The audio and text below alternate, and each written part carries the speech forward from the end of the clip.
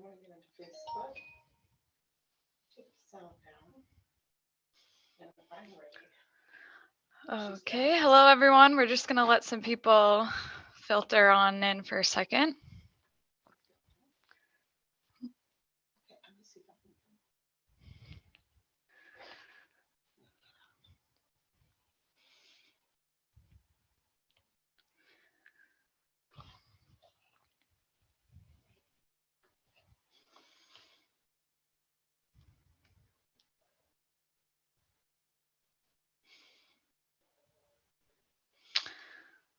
Okay, so hello everyone, and welcome to our Inform Families Spring webinar series, kicking off with Wake Up Call.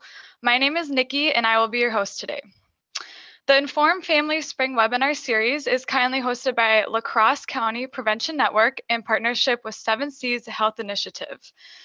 LCPN and 7C's Health Initiative work collaboratively to provide education on substance abuse in our community. These two coalitions are excellent resources in our community and make it possible to host events such as the Inform Families webinar series. We're super excited about our presentation today, and I would just like to mention that if you would like to see a live wake up tour as well, on Saturday, May 8th, Cooley Recovery Center is hosting a community bike ride for prevention beginning at 11 a.m. And there will be a live wake up tour there as well.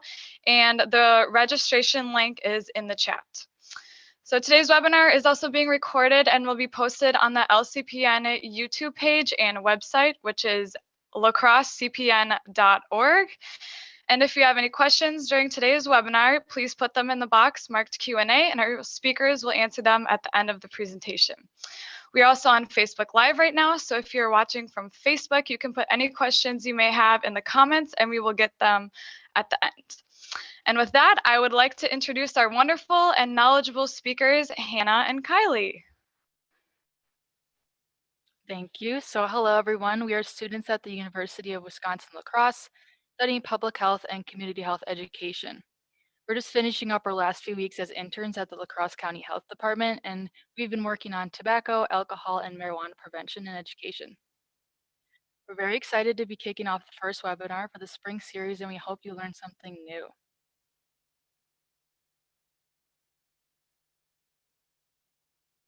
So before we jump into the webinar, we also want to give credit to Your Choice to Live, an organization that focuses on substance abuse prevention education, as they developed the original version of Wake Up Call.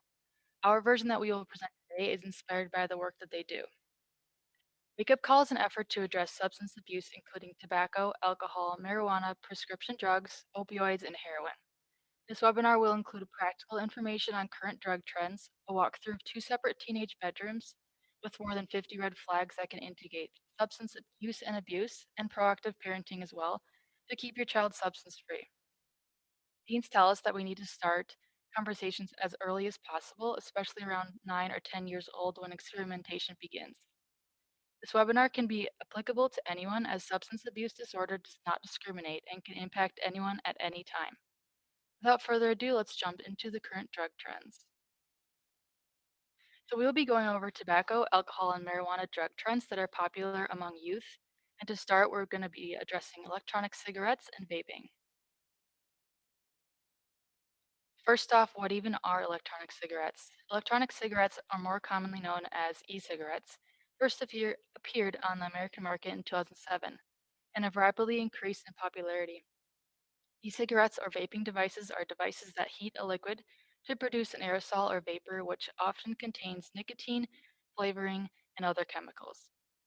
E-cigarettes have several different slang names, some of which include mods, tank systems, e-hookahs, vapes, e-cigs, hookah pens, and vape pens.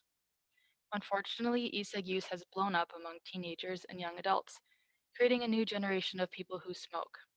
According to the CDC, in 2019, over 5 million US middle and high school students used e-cigarettes in the past 30 days. Since they're so prevalent in our society, it's important to know what they are. So we thought it would be important to share data specifically from our county showing the prevalence of vaping among high school students in our area.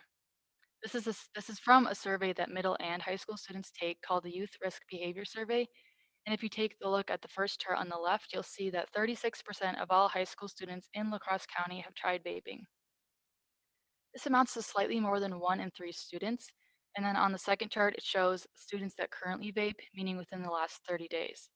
It's important to take a look at the increase from ninth grade to 12th grade, and it's reasonable to say that this upward trend has the potential to keep increasing into life after high school, when your kids are entering the workforce, going into college, and leaving home probably for the first time. And you want them to start their adult life on the right foot, knowing about these current drug trends such as vaping is important. E-cigarettes come in many different shapes and sizes. Some disposable e-cigarettes look like regular cigarettes or cigars, while others look like pens, flash drives, and those are refillable. And there are even e-cigarettes made into household items like lipsticks or backpacks, and they're very deceiving. And given the vast array of vaping devices, they can often be small and hard to spot, making it easy for teenagers to hide these devices from you. So now that you know more about what they look like, you can keep an eye out for these unusual objects that your kids may have. There are many misconceptions about what is found in an e-cigarette and the vapor that they produce. The e-cigarette aerosol that users breathe in and exhale can contain all sorts of harmful substances, including nicotine, ultrafine particles, flavorings such as diacetyl, which is a chemical linked to lung disease, and heavy metals, and volatile organic compounds, and many other cancer-causing chemicals.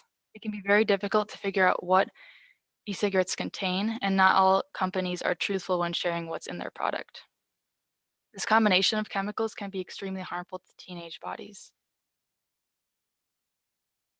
Not only can e-cigarettes cause a nicotine addiction, but using them can lead to a host of other long-term health issues. Since teenage brains are still developing, they're more likely to take risks and make impulsive decisions. Sadly, young adults who use nicotine are more at risk for developing addiction, mood disorders, and nicotine can harm the parts of the brain controlling attention span and ability to learn.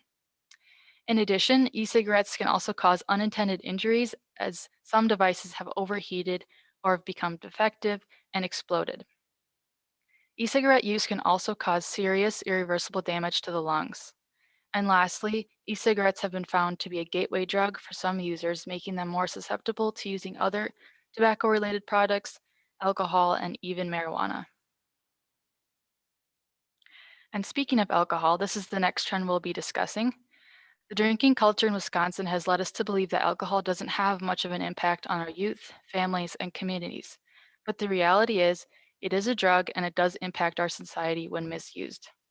It is classed as a depressant, meaning that it slows down vital functions, resulting in slurred speech, unsteady movement, disturbed perceptions, and an inability to react quickly. As for how it affects the mind, it is best understood that a drug that reduces a person's ability to think rationally and distorts his or her judgment. And if you take a look at the picture of what a standard drink looks like, many people are very surprised to learn what counts as a standard drink. And although the drinks pictured here are different sizes, each contains approximately the same amount of pure alcohol, so it counts as one US standard drink or one alcoholic drink equivalent. Alcohol is the most commonly used and misused drug among young people in the United States.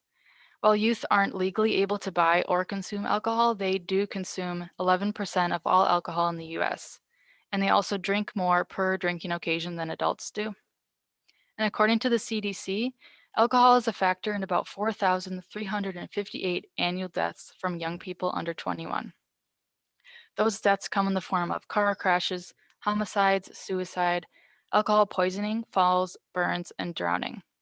The impact that alcohol may have on your child's life may be significant, so it's important that you and your child are aware of what alcohol is capable of.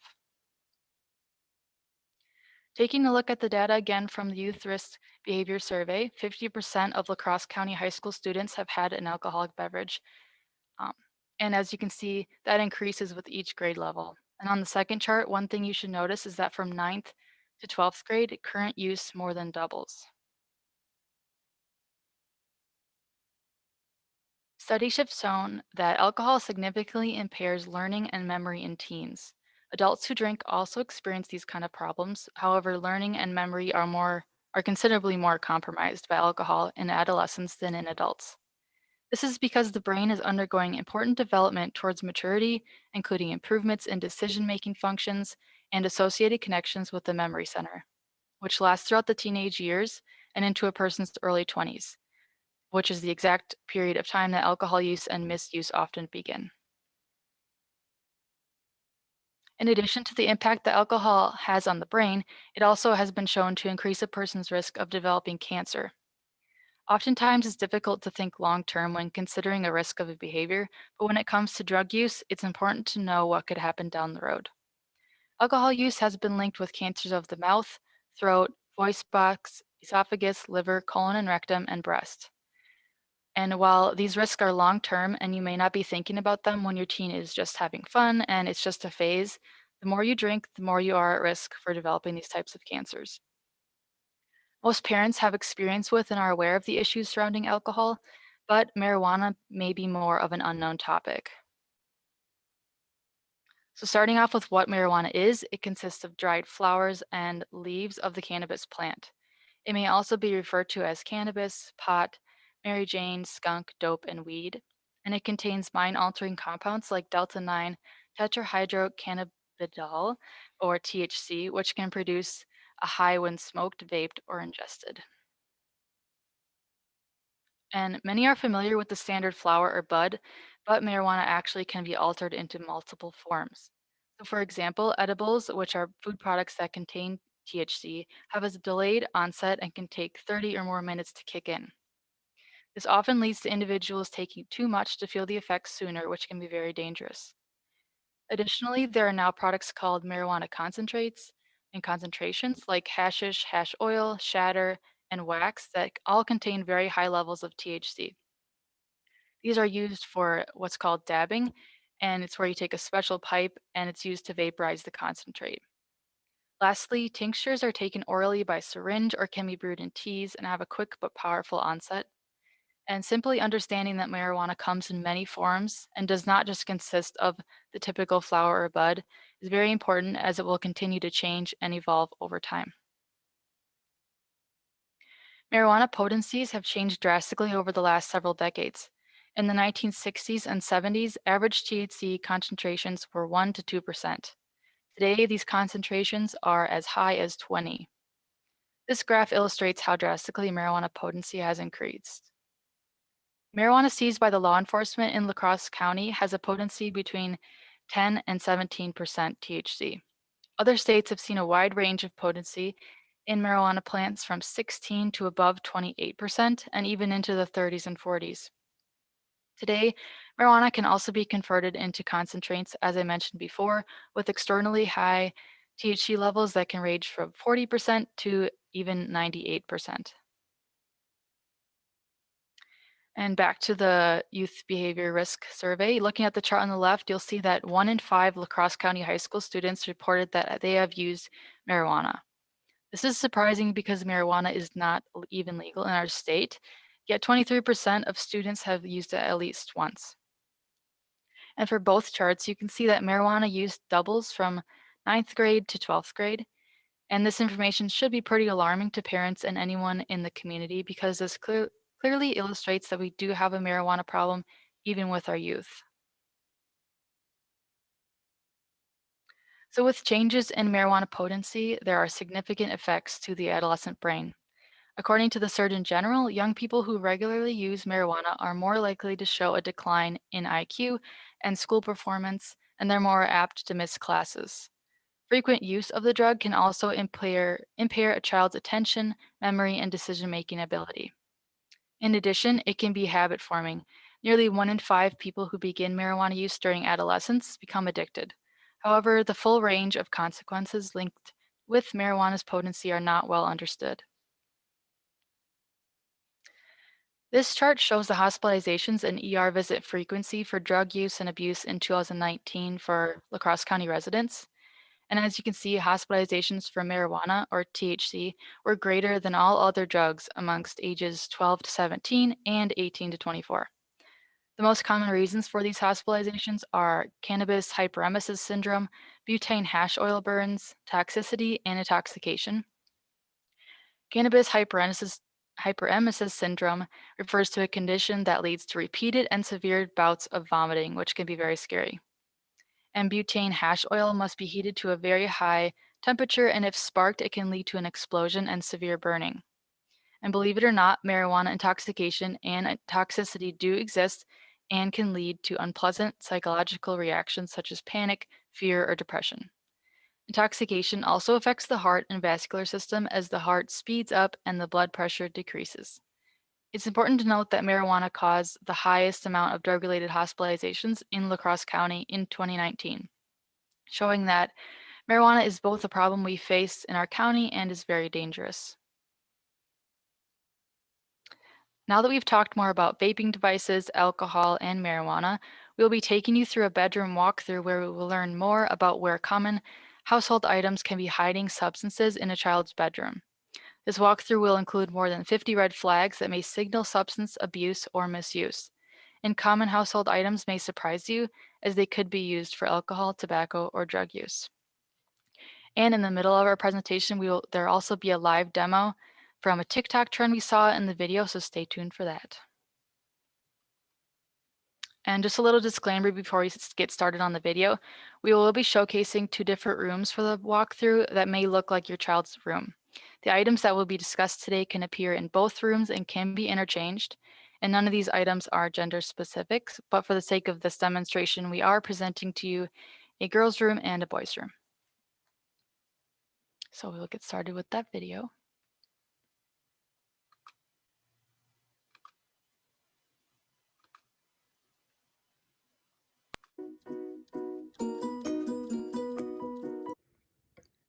Here's room number 1. There are over 50 different red flags that could be potentially concerning for your child to have.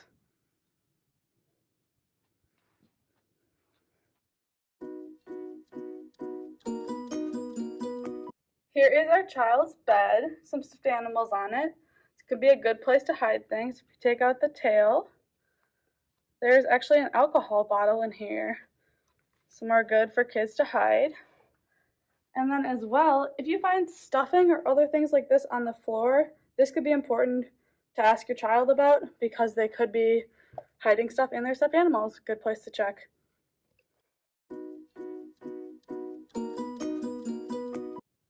Now we're going under the bed. Have a game of Battleship. It can be a fun game to play, but also a good place to hide things like cocktails or alcohol bottles.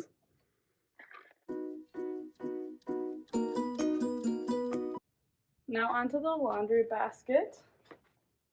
These look like normal socks, but they actually have marijuana leaves on them, supporting drug culture.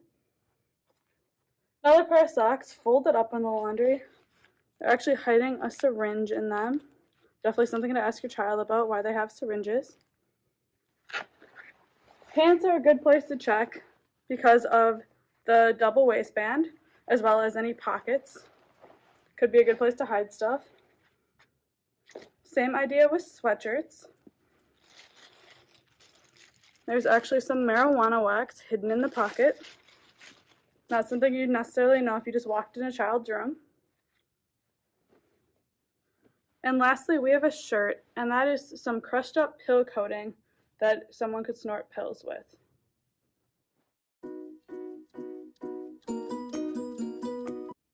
Now we have the kid's backpack. First in here, we have a lanyard that has a marijuana leaf on it, supporting drug culture. We have a thing that looks like a sack of poker chips, but it's actually a marijuana grinder used to grind up your marijuana. Next, we have a 5-hour energy. Why is your kid drinking these? Why do they need any more energy? Definitely something to talk to them about. Here we have Drumex, which actually has 99.99% alcohol. Is this a pandemic buy, or is this something that they're ingesting?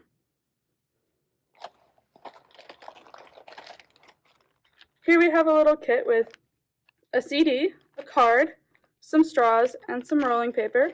This can be used to crush up pills and snort, or to snort cocaine. Where did your child find this? Why do they have this? Here we have some cigarillos and cigars. Is your child using tobacco products? Where did they get these? And lastly, we have a pencil case. Pretty normal thing to have in a kid's backpack. But what's all in their pencil case? Definitely good to check. Here we have what's actually called the Stashy. Just looks like a marker. If you take it out, you can actually hide things in that marker. And then we have what looks like a highlighter. Even has the tip of a highlighter. Companies are getting very creative with ways to conceal smoking by using regular household items as pipes. This looks like a normal highlighter, but if you take out the bottom, you can see this is actually a pipe. This can be very easy to hide in a backpack as it looks like a highlighter used in school. Do not be afraid to pick things up and open them. This is a little heavier than a normal highlighter.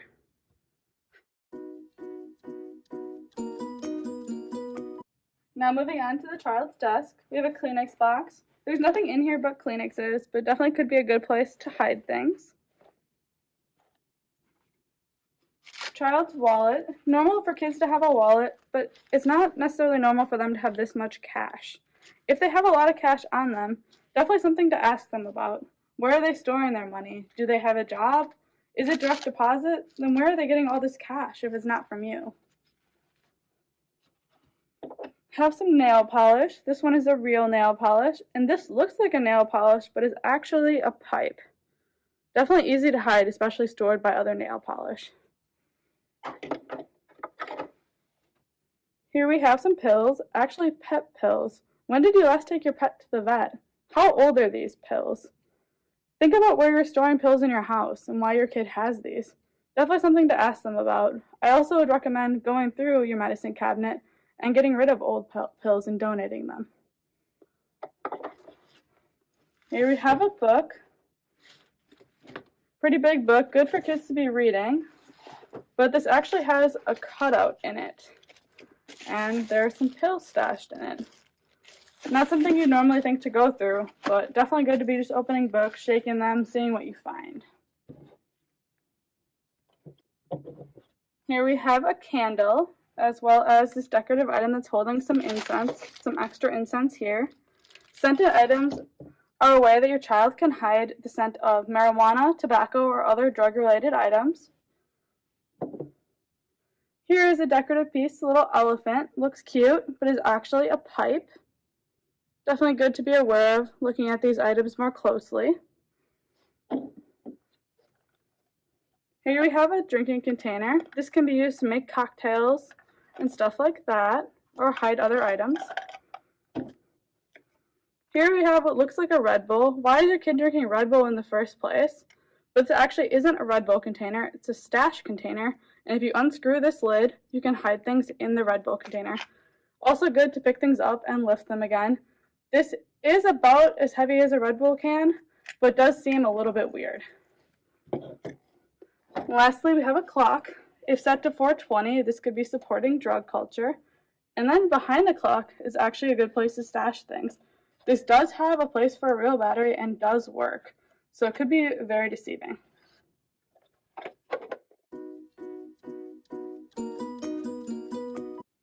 Moving on to the garbage can. Definitely good to look at what your child is throwing away.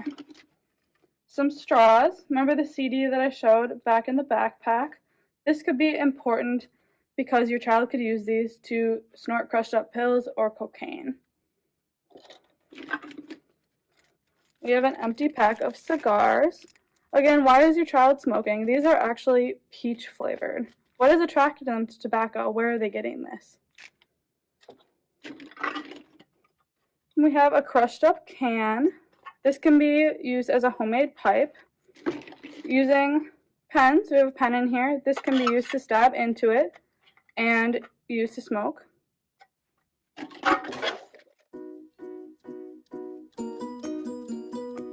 Now moving on to the chair, we have a few items here. Here is a belt. When you go to take off your belt, it's just straight. So a child would have to deliberately loop this back around. And this could be used as a tourniquet for heroin use. They put it around their arm. Here we have another marijuana lanyard. You can see the marijuana leaves on there, supporting drug culture. as well as supporting alcohol culture with this necklace. Where are they getting items like this that are supporting alcohol and drug culture?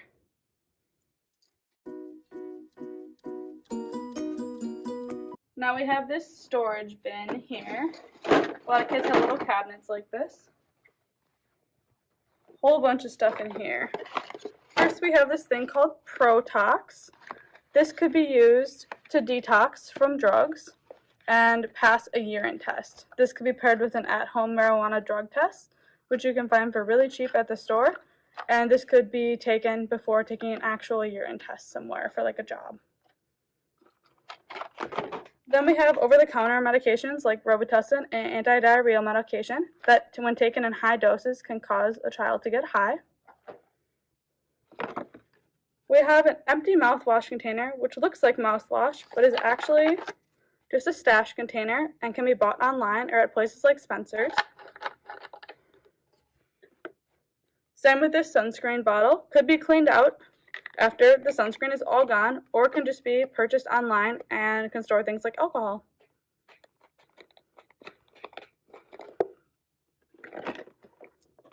This right here is just a really tight seal stasher container. Has a really tight locking mechanism and can hide the smell of drugs.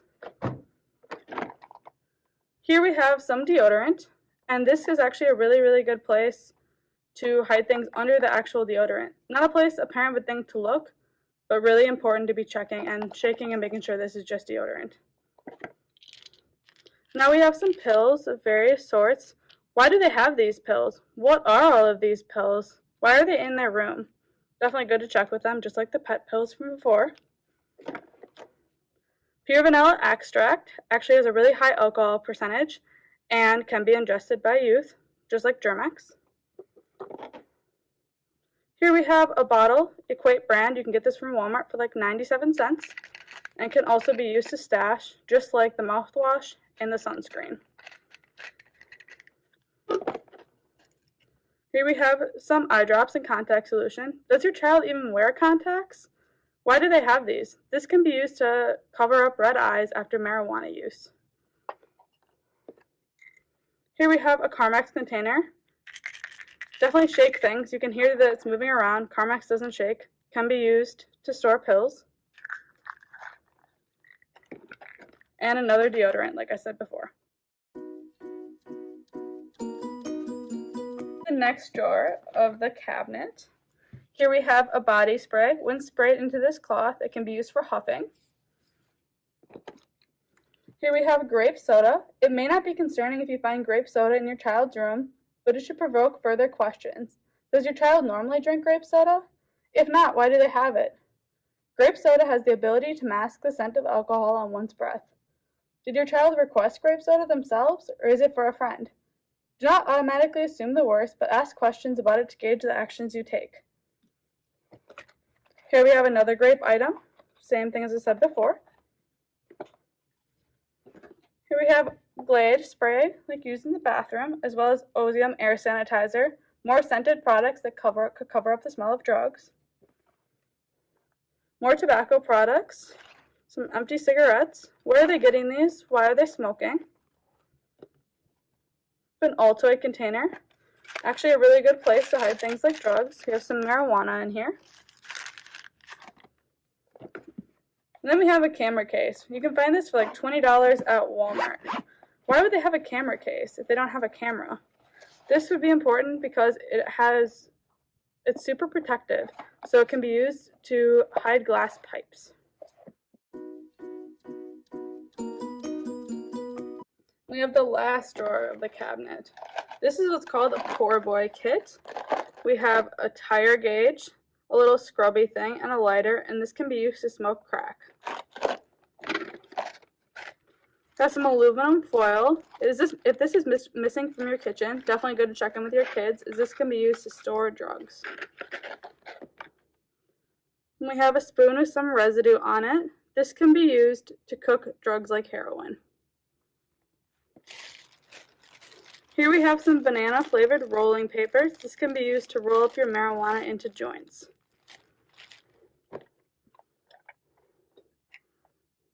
We may have this at-home marijuana kit.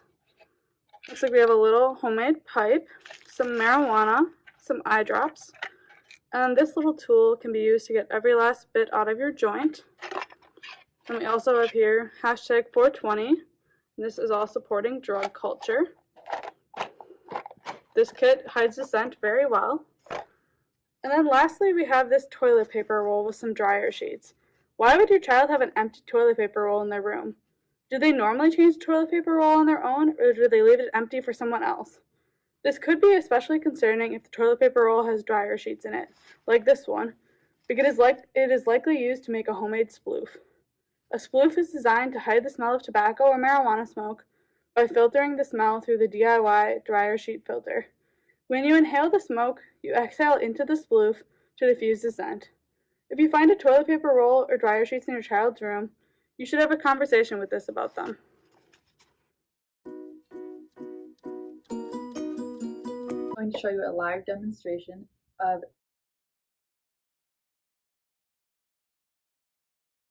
they're using today, and it's very popular. And while TikTok can be beneficial, there are some like educational videos. It's important to keep in mind what can be on TikTok, which is something like this. So this involves a Capri Sun, which is a popular kids drink, so it looks like normal. And there's also a cocktail and then a hair straightener. And we're going to show you what to do with this. So I'm going to start by taking it off the straw here and cutting right along the silver part, top of the Capri Sun, to open it up.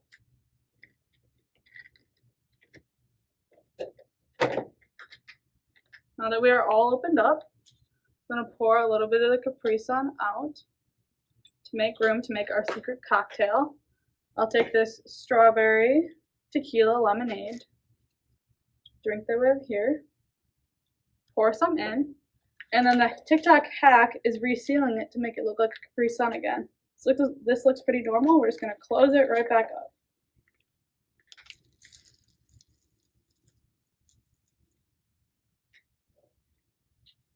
And there we have it. Here's the Capri Sun.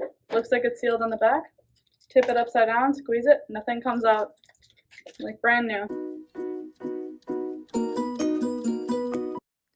Here's room number 2. It might look normal, like a regular teen's room, but it actually has signs of drug use, alcohol use, and other tobacco products, etc.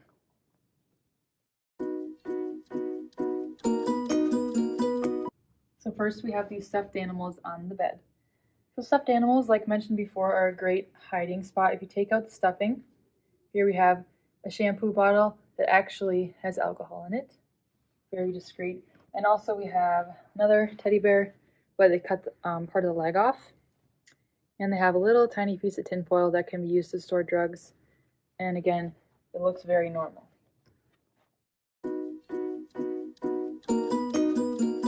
Now to the rest of the bed. So a bed is a really good spot to hide things because it looks very clean and put together, but actually you can put a lot of things under the bedspread.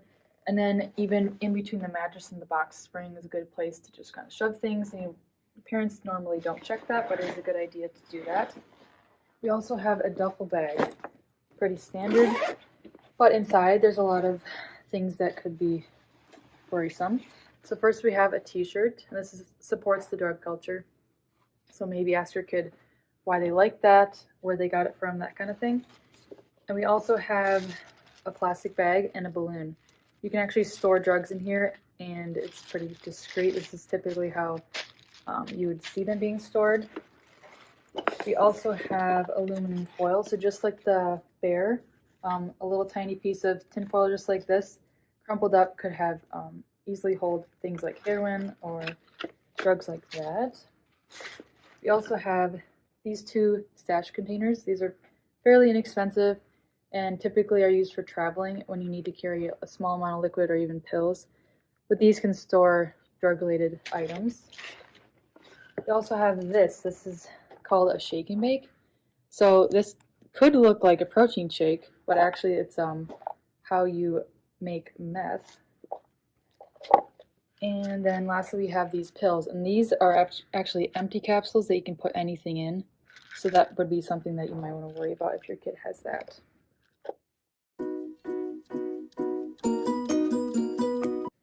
Now we have a laundry bin, and in here we have a couple different things. So this is actually a alcohol shirt related to Wisconsin drinking culture. Where did your kid get this, and why do they like wearing this type of thing? Could be good questions to ask. We also have these pair of socks, and it's actually supports drug culture. So spray paint, and you can actually, kids can huff this and get high from that. And we have a sweatshirt which has many different types of areas that they can hide stuff. So here's a good spot for pain pills. And then there's also, kids can cut out the inside of this sweatshirt, and right here we have some marijuana hidden in there. And then we have a pair of socks, and it's folded up and everything. So a good spot to hide things like, here's a syringe. And then we have this t-shirt. So as Kylie mentioned before, these are markings from pill coatings, and when you take off the coating of a pill, you can smash it up and snort it.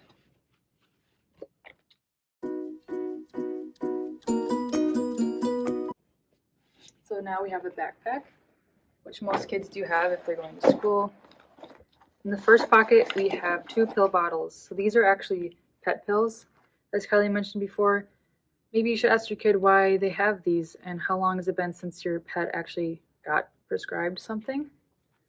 And then also, why are they taking this kind of thing to school? So this is possibly their prescription, but it could be yours or just some old pills. So it's good to go through and discard of these old things just so this kind of thing doesn't happen.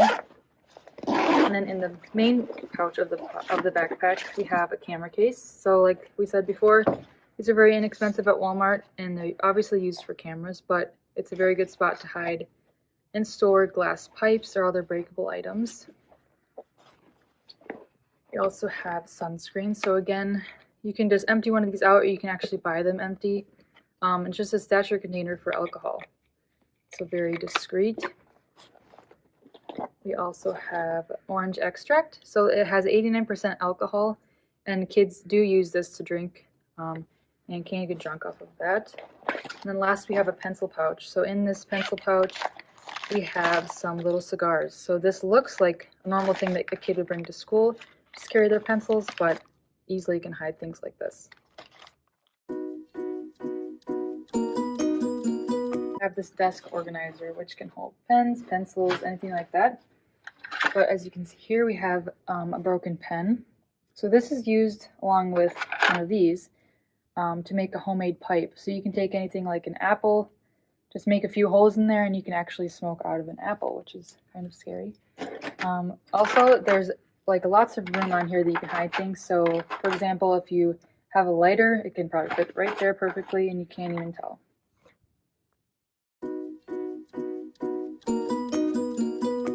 Another normal thing for a girl to have in her room is a makeup bag. So in here, you can hide a lot of different things. So first, we have these. They look like tampons, but they're actually not. So this is a booze tube. So tampons are a normal thing for a girl to have in her makeup bag or anywhere else in her room or her backpack, anything like that. But if you take a look at the size difference between these two, you can tell that something's off about this one. So this one is much larger than the average tampon, and like I said, it's a booze tube. So you can hide alcohol in here, and then it's very easy to hide in someone's purse, backpack, or even a pocket. Next, we have another pill bottle. So various pills put together. You could ask why they have them all together. Do they even know what these are? Contact case. Many kids do have contacts, but these are a great spot to hide various things like either marijuana wax or other pills. Same with this. Carmex, like Kylie mentioned before, actually has pills in it, but could easily be just chapstick. Then we have nail polish. So again, this looks a lot like nail polish, but it's actually a pipe. Looks just like the other one. Next, we have the storage bin. A lot of kids do have these. You can hide a lot of things, but also just have a lot of normal things in here. So first, we have this body spray. When you spray this into here, like Kylie mentioned before, it's called huffing, and you can get high from that. Also, you can get high from taking too much of this. So kids may need this and may need this at times, but when taking too much, could be dangerous. Then we have Ozium, which is an air sanitizer. It actually takes away and eliminates the smell of tobacco smoke, as well as marijuana. Then we have this lotion. When kids use the rest of it, when it's empty, you can hollow it out just like the sunscreen that we talked about before and hide things like alcohol in here. And we also have Germ-X. So like Kylie mentioned, it could be just a pandemic type of thing, just want to stay clean. But it actually has a very high alcohol percentage, and kids could be drinking this. Next, we have eye drops, which take away the redness in your eyes after smoking marijuana. And then we have this, which is actually, we bought this as a stasher container itself, but it looks like a travel mouthwash. It's just empty though. You can put really whatever you want in there.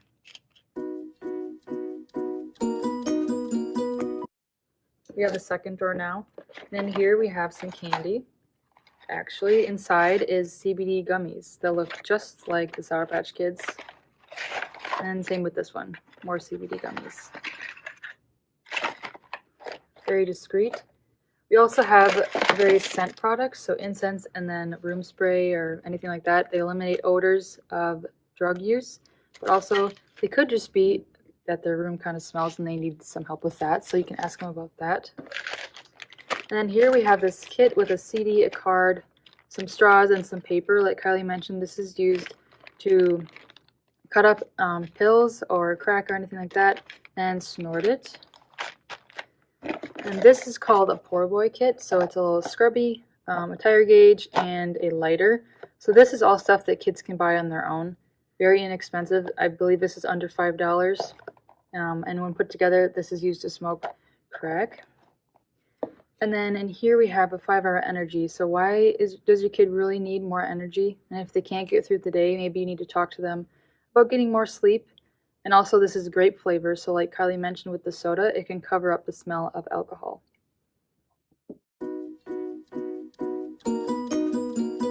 And now we have the third drawer. So in here we have some magazines.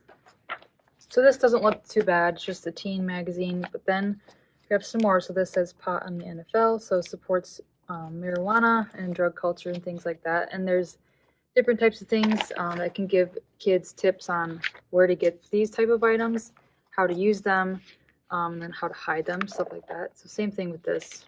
There's lots of pictures that you might not want your kids seeing, but they can buy these at places like Walmart or even Barnes & Noble, just with the rest of these type of magazines. And then we have a coloring book, so My Cannabis Coloring Book. Good activity to pass some time, but actually this is all full of different types of drug culture items. And again, this is supporting the drug culture for smoking. And we have some games in here, which are fun for kids to play, but are good. These are good hiding spots for a lot of different things. So in here we have a little tiny mini margarita, and same with the rest of these. They can hide a lot of things. Next we have the desk. So first we have these Pringles. A lot of kids do like Pringles. This is actually a stash container. So in here on the top there's real Pringles, but if you pick it up you'll see that this actually has a little opening. You can stash whatever you want in it. So maybe you should ask your kid how long have they really had these Pringles in their room.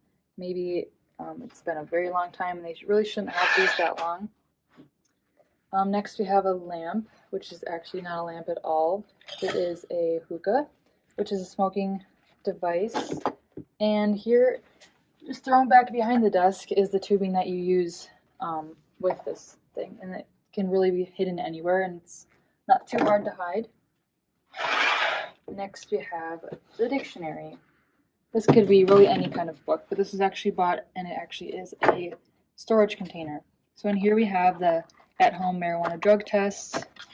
And here, kids can use this to test themselves before they go get a drug test for a job or anything like that. And we have this thing, it's called the Smoking Buddy. So this device is used as a way to get rid of the smell of smoke.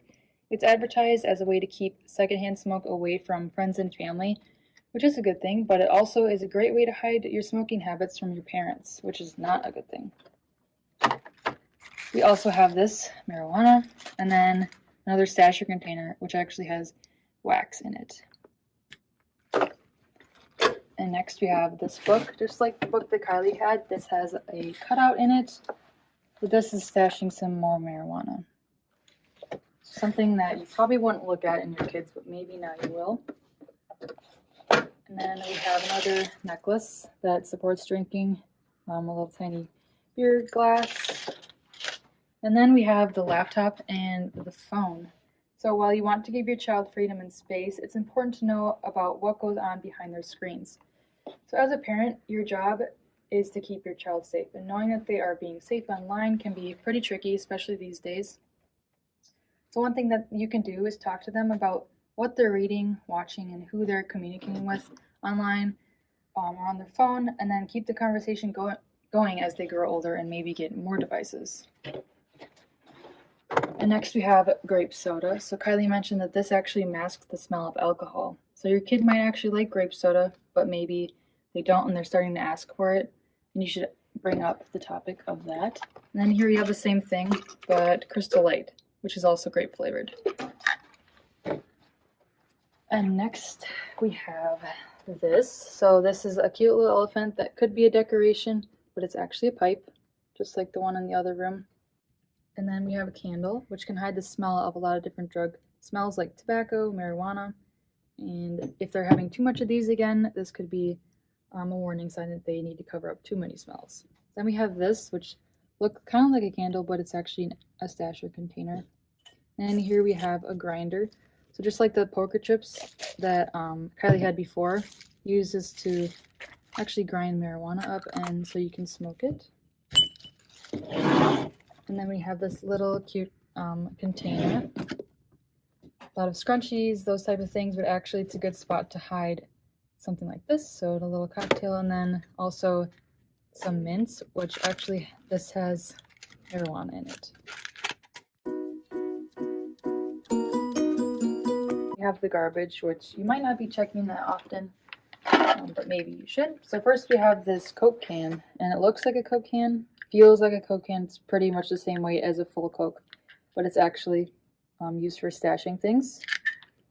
And the rest of the garbage, we have another can, but this one's crushed up. Like Kylie mentioned, this is used for smoking. It has a little hole, and then little holes poked up here.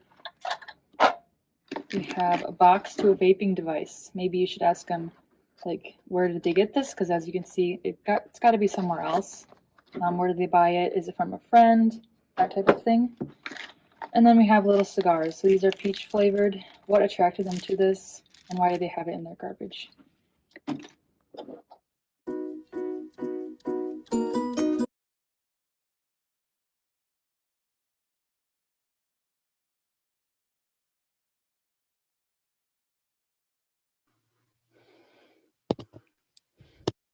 Add our video back in.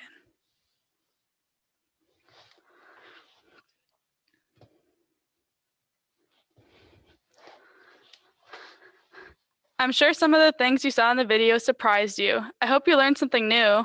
This video can be found on YouTube, and we will leave a link to it at the end.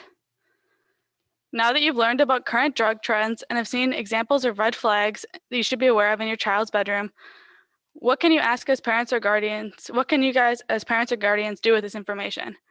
As parents, you have the right to go into your child's room and ask questions when necessary. We hope that showing you this empowers you to do so. But how can we prevent these situations from even happening? How can we guide our children down the right path? Helping our kids make the right choice starts at a young age. Next, we're going to share with you proactive parenting strategies and talk about how to start the conversation with your child. Parenting can be tough. All we want for our kids is for them to succeed. So how can we better equip ourselves to be the best that we can be? Proactive parenting is a useful tool for parents to use when raising kids of any age. Being a proactive parent means allowing your child to experience life's challenges, but being able to recognize when he or she may need help. By playing an active role in your child's life, you can be more consciously aware of the struggles they experience. The idea behind this is to be proactive, not reactive. Being proactive is creating a situation by causing something to happen because of the decisions you made, rather than being reactive and responding or reacting to the situation after it happens. Related to substance abuse, being reactive to substance use is often too late, as your child has already made the decision to drink alcohol or use drugs. On the other hand, being proactive would include teaching your children the risks of drinking alcohol or using drugs at an early age. Therefore, they can come to you with questions early on before they are exposed to these things without you. We will be discussing in the coming slides strategies on how to be more proactive when you are parenting your children. According to an article entitled The 3 B's of Effective Parenting, 2 co-authors identified strategies that are feasible, acceptable, and effective for parents. The authors reviewed several approaches suggested by professionals. Their research uncovered 3 simple strategies: be proactive, be positive, and be consistent. There are 3 ways in which parents can proactively teach acceptable behavior while attending to their children's emotional and social development. A, establish expectations. B, promote social development through pre-teaching. And C, prepare the child by teaching and prompting appropriate behavior when occasions arise. First, establish expectations. Teaching children reasonable expectations gives directions and help sets limits so children and youth do not have to guess what it is their parents and others expect of them. For example, if parents expect their children to complete their homework before they can hang out with their friends, then it is wise for the parents to state the expectation to their children at the beginning of the school year and explain why it is important. Also, take the time to pre-teach your child. Teaching an expected behavior or social skill before a child needs to use that skill is another proactive method of promoting social development. For example, when a child is developmentally ready to learn how to tie his shoes, the parent takes the time to model for and practice with the child so that he learns how to tie his laces. Lastly, prepare the child. A child is more likely to be successful when taught a behavior in advance. An example of preparing a child would be teaching them how to introduce themselves to guests that are coming over. The parents first describe how to do it, then models the steps when the guest comes over, and then the child can try it on their own. Now that the child knows what to do, they are more likely to do it on their own without being reminded. Being positive lends itself to being a more proactive parent, as mutual respect is developed through positive relationships. Positive feedback serves a variety of functions when teaching children pro-social behavior. One function is that it strengthens the desirable behavior that parents want their children to learn and use. Another benefit of sincere praise is the ability to develop a positive relationship with your child. When a person calls attention to the positive actions or characteristics of another person, this behavior typically creates a positive relationship between the 2 people. Negative criticism tends to have the opposite effect. Children who regularly receive sincere praise and have a positive relationship with an adult are more likely to accept constructive criticism when it is necessary. Children who are complimented give compliments in return.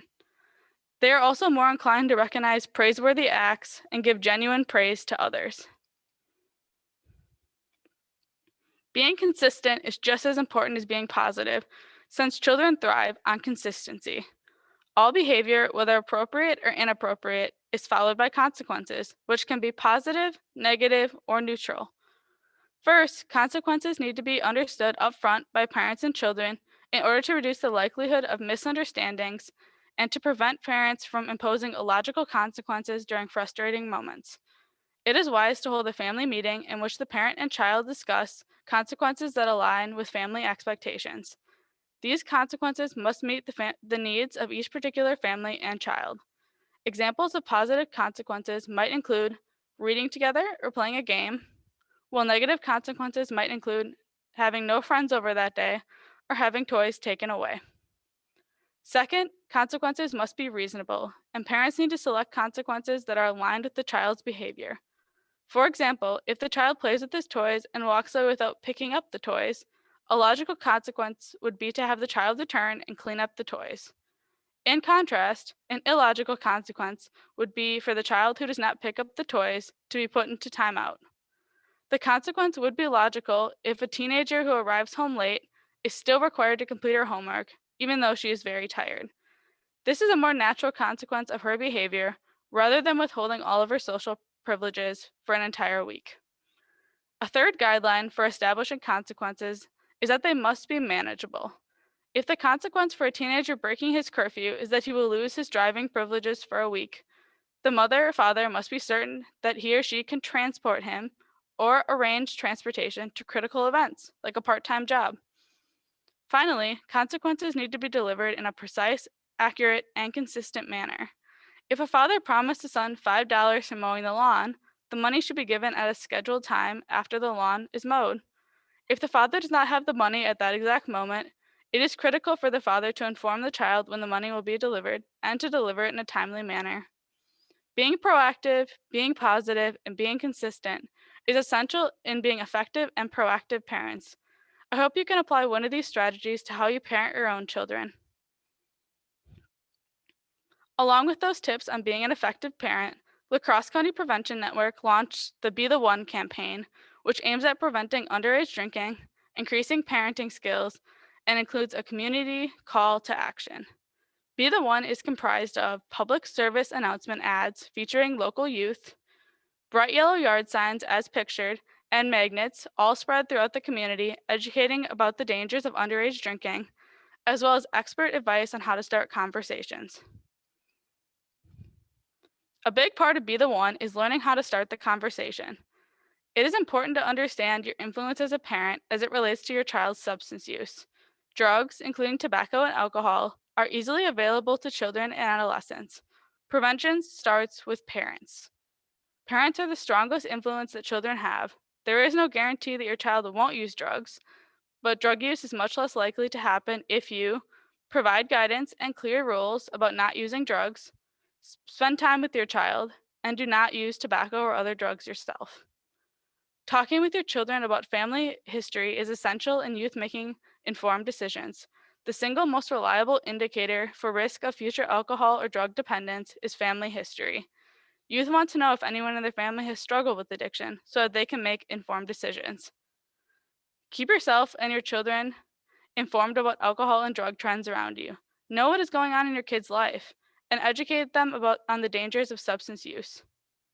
Lastly, start a conversation with your child about substance use early on in age-appropriate ways. Teens tell us that we need to start conversations as early as possible, especially around 9 or 10 years old when experimentation first begins. On the La Crosse County Prevention Network website, there are tips on how to talk to kids of all different ages, ranging from 3 to age 25. Along with tips on how to start a conversation, there are also Be the One conversation cards that are available to use. These cards can assist parents in starting conversations with their kids. These cards can be used anywhere, in the car, at the dinner table, or anywhere on the go to inspire conversations that can strengthen relationships. Start by asking a question and seeing your child's reaction. If they don't have a response, share your advice or experience on the topic. Follow-up questions may also be important in keeping the conversation alive. Examples of questions on the cards could include, what's your favorite family tradition? Or why do you think people choose to drink, smoke, or get high? Have you ever been in a risky situation and did not ask for help? Why not? By doing this exercise, this creates a safe environment to have judgment-free talks. We have covered a lot over the last hour, and we hope that you have learned something new. We encourage you to stay up to date on current drug trends in your community. Be aware about what your kids are doing at home, with their friends, and online, and start the conversation with your children as early as you can. Here are some resources for you to check out for more information on alcohol, tobacco, and marijuana. We again thank Your Choice to Live for starting the Wake Up Call programming and hope to continue to spread the word in the future. The bedroom walkthrough can also be found on YouTube by the link provided, but feel free to email us and we can send it your way. Last few things. If you would like to have Be the One conversation cards, make sure to email jzabel@lacrossecounty.org and she can mail them to you. Thank you so much for taking the time to listen to us today. We hope you learned something new and feel more confident in your understanding of drug trends, as well as how to be a proactive parent. Thank you, Hannah and Kylie. I'm always still so amazed by all of the stash containers and all the random bedroom things that kids can hide things in. So yes, like Kylie said, we're going to open it up now to Q&A. So if you have any questions, you can put them in the box at the bottom of your screen marked Q&A. And we do have one to start off. The question is, if you find one of the e-cigarette devices, how should you properly dispose of the device? So that's a great question. So e-cigarettes have a lithium battery as well as toxic chemicals. So they should be taken to a hazardous waste site, and you can Google that and figure out where the nearest one is to you. Oh, I'm muted. Okay, so it was a little quiet, but you could take them to a hazardous waste site, correct? Yep. Awesome. And I do not see any other questions at this moment. So again, if you have any questions, you can put them in the Q&A.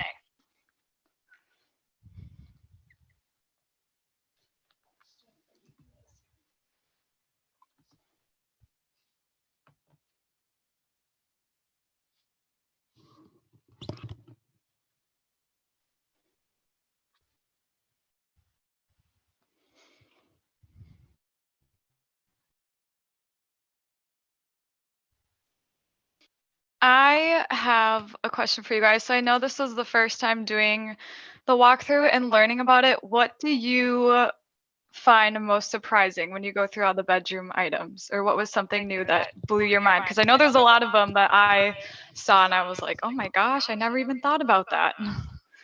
There was so much. Definitely an eye-opening experience for us. I was personally really surprised by the grape soda and that it masks the smell of alcohol. That is something I had never known to look out for before. So I think that's something super important to share with parents. Yeah, me too. And what a simple thing. I didn't know that either. So that is a good one. Last chance for any last minute questions? Oh, there's another one. So would you recommend having your child with you when you're looking through the room, or is it better to do the initial searching without them first? So another good question. It's actually better to do it without them. You kind of have to take the idea of making your child seem like a criminal and go in there thinking that. So you definitely want to do it without them, just so they know that you're not looking through the room. Awesome. Any more questions?